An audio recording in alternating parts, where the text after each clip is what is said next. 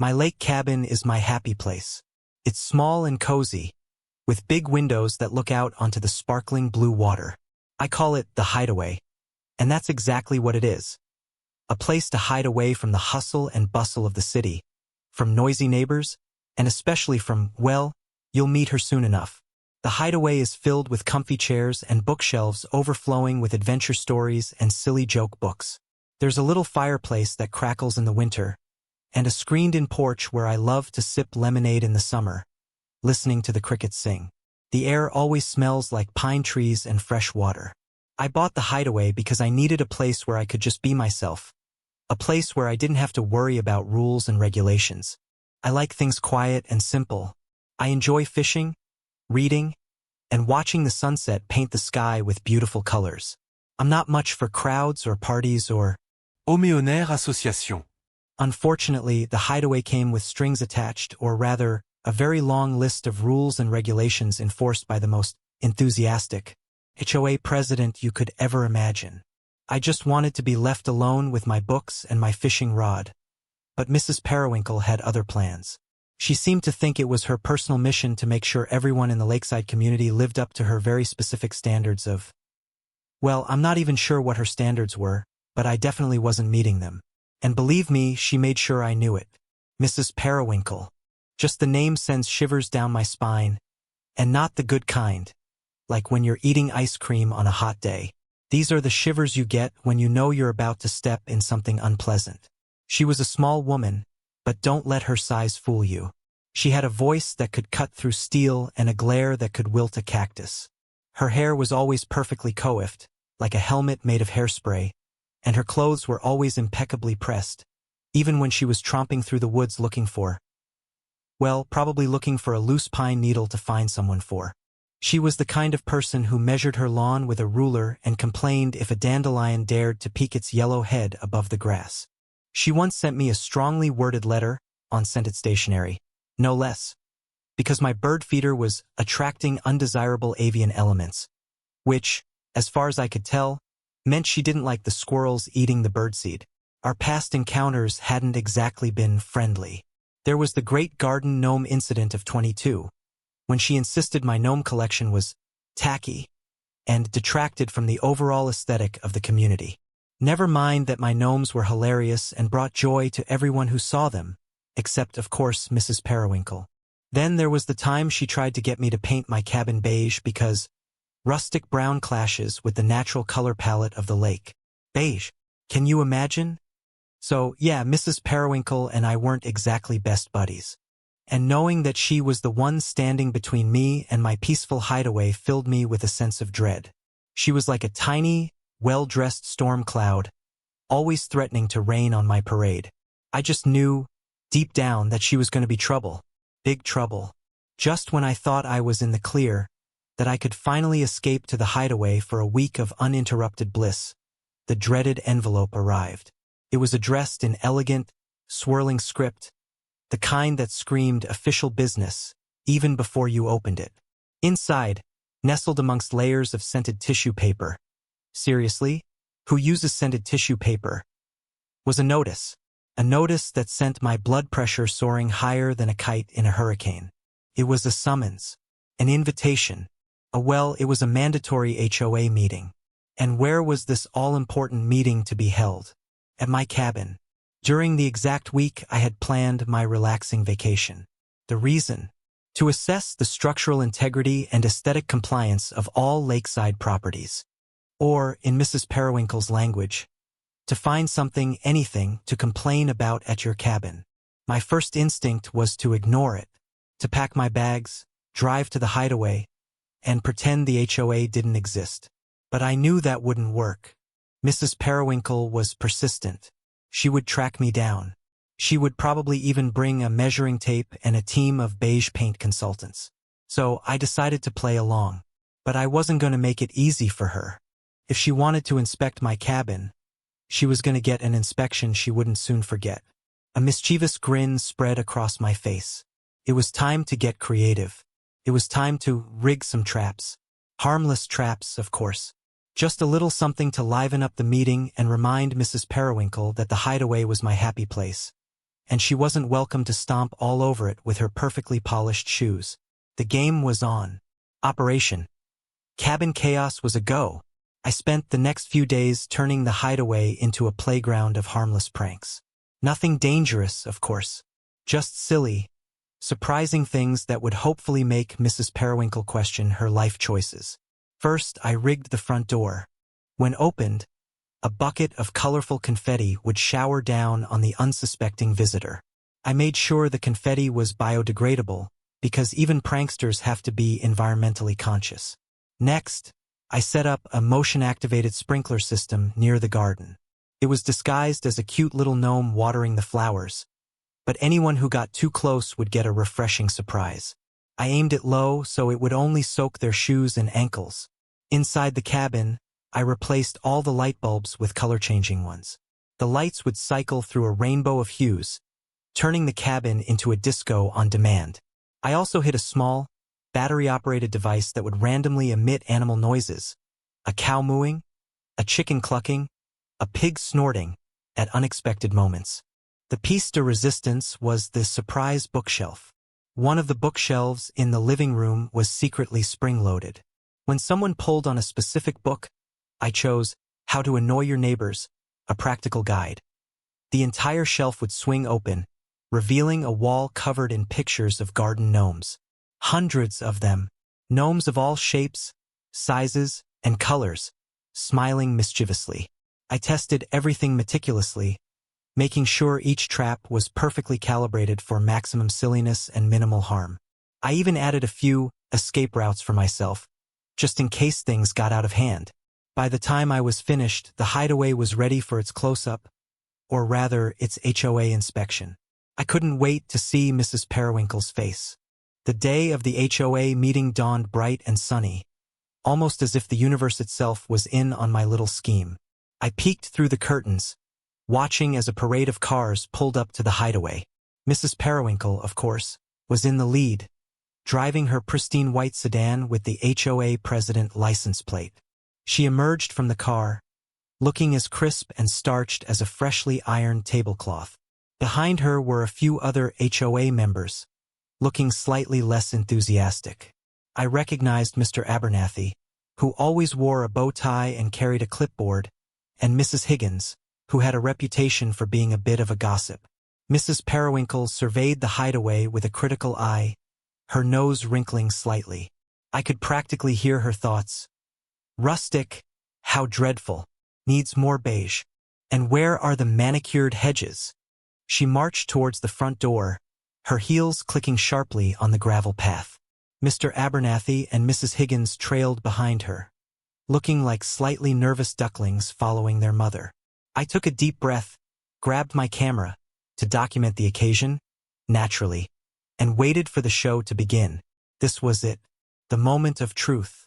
The moment when Mrs. Periwinkle would realize that messing with my hideaway was a very, very bad idea. I could barely contain my laughter. The confetti was loaded, the sprinklers were primed, and the gnomes were waiting. Let the games begin. Mrs. Periwinkle reached for the doorknob, a look of grim determination on her face. She was clearly expecting a battle, a showdown over paint colors and lawn ornaments. What she wasn't expecting was a shower of rainbow-colored confetti. As she opened the door, the bucket tipped, and a cascade of glittery paper rained down on her, coating her perfectly coiffed hair and impeccably pressed suit. Mr. Abernathy gasped, dropping his clipboard. Mrs. Higgins shrieked, clutching her pearls. For a moment, Mrs. Periwinkle just stood there, frozen in place, covered in confetti. Then, a slow, almost imperceptible twitch appeared in her left eye. It was the twitch of a woman pushed to the very edge. "What is the meaning of this?" she sputtered, her voice dripping with icy rage. She brushed furiously at the confetti, sending it flying in all directions. I stifled a giggle, peeking through the window. This was even better than I had imagined. "Perhaps," Mr. Abernathy stammered, "there was a misunderstanding." Mrs. Higgins, ever the gossip, whispered something in Mr. Abernathy's ear, her eyes wide with amusement. He coughed awkwardly and adjusted his bow tie. Mrs. Periwinkle glared at them both, then fixed her gaze on the confetti-covered porch. "This is unacceptable," she declared, her voice rising in pitch. "Absolutely unacceptable. I demand an explanation." I knew I couldn't stay hidden forever. It was time to make my grand entrance. I took another deep breath, plastered on my most innocent smile, and opened the front door. "Welcome to the hideaway," I chirped. "I hope you like confetti." Mrs. Periwinkle's face was a masterpiece of controlled fury. "Confetti is hardly an appropriate greeting for an official HOA inspection," she snapped, flicking a stray piece of glitter from her eyebrow. "Oh, but I thought it added a festive touch," I replied innocently, batting my eyelashes. "Come on in. Don't mind the decorations." She hesitated for a moment, then stepped inside, followed by the still giggling Mrs. Higgins and the increasingly nervous Mr. Abernathy. As they walked through the living room, the color-changing light bulbs suddenly kicked in, bathing the room in a swirling kaleidoscope of pink, purple, and green. Mrs. Periwinkle stopped dead in her tracks, her mouth agape. "What in the world?" Before she could finish her sentence, the hidden animal noise device let out a loud moo right behind her. She jumped, startled, and whirled around, searching for the source of the bovine interruption. Mr. Abernathy, trying to maintain some semblance of professionalism, cleared his throat. "Perhaps we should begin the inspection?" he suggested weakly. Mrs. Periwinkle, still looking bewildered and slightly green under the flashing lights, nodded curtly. "Very well, let us proceed. But I expect a full explanation for all of this unconventionality." As she turned to examine a bookshelf, Mrs. Higgins leaned towards me and whispered, "This is the most exciting HOA meeting I've ever been to." Winkt her. The show was just getting started. Little did Mrs. Periwinkle know, the worst was yet to come. And it all revolved around a certain book about annoying your neighbors. Mrs. Periwinkle, determined to find something wrong, ran her finger along the bookshelf, searching for dust. That's when I gave Mrs. Higgins a subtle nod. Mrs. Higgins, bless her gossipy heart, understood immediately. "Oh, is that how to annoy your neighbors?"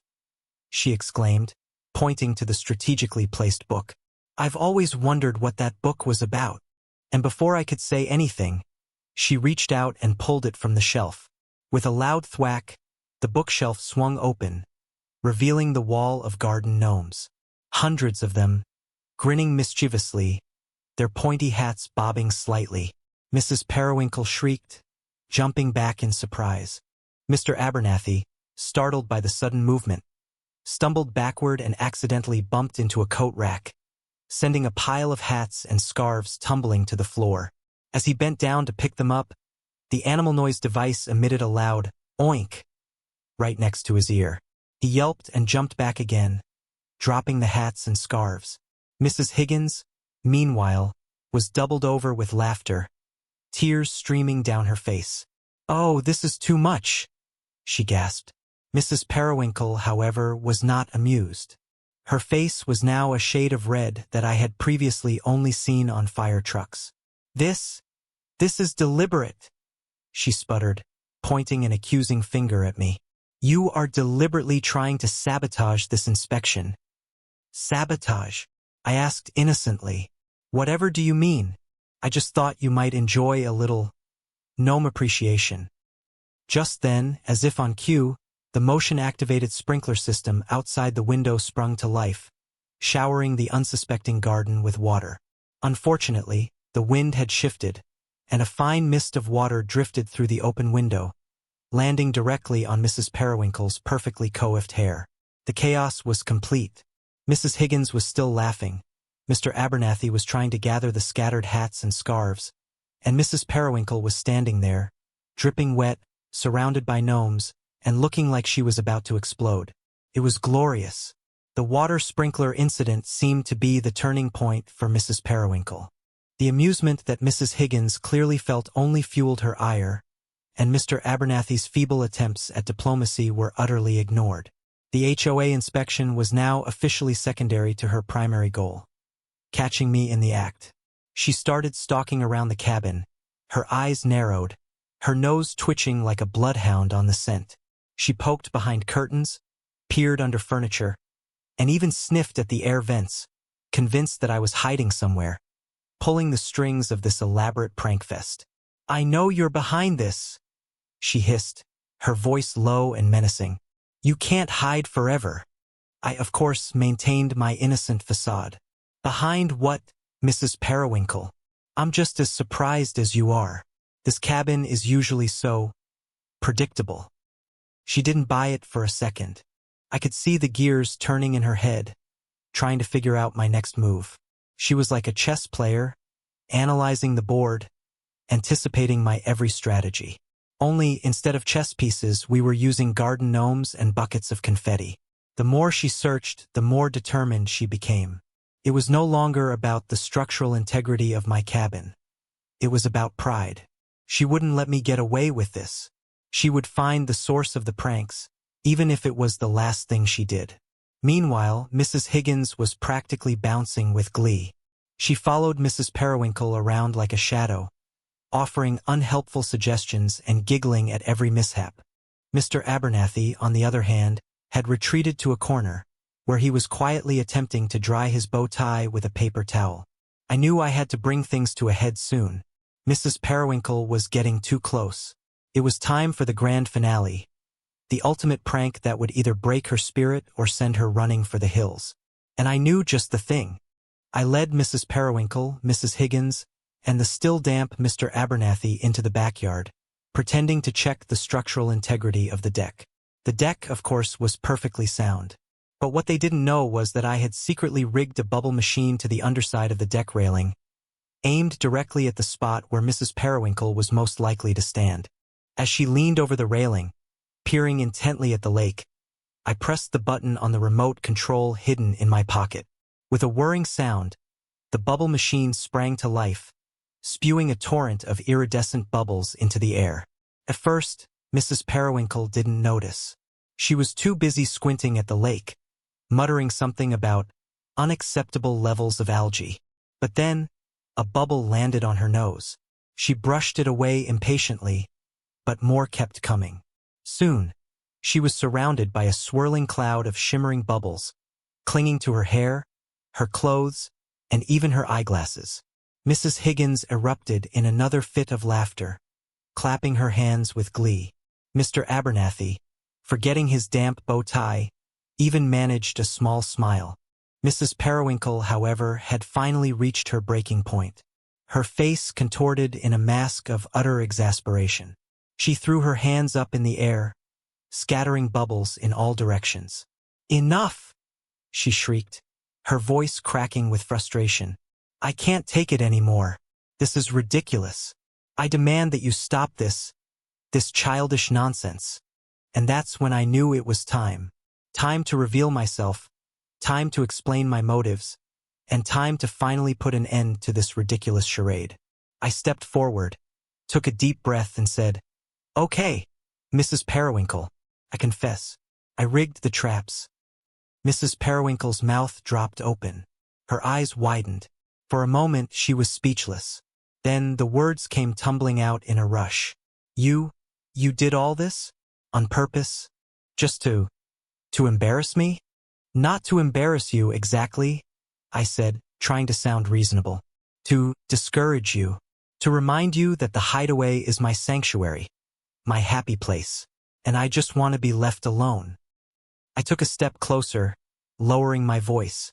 "Look, Mrs. Periwinkle, I understand that you're just trying to do your job, trying to keep the community looking its best.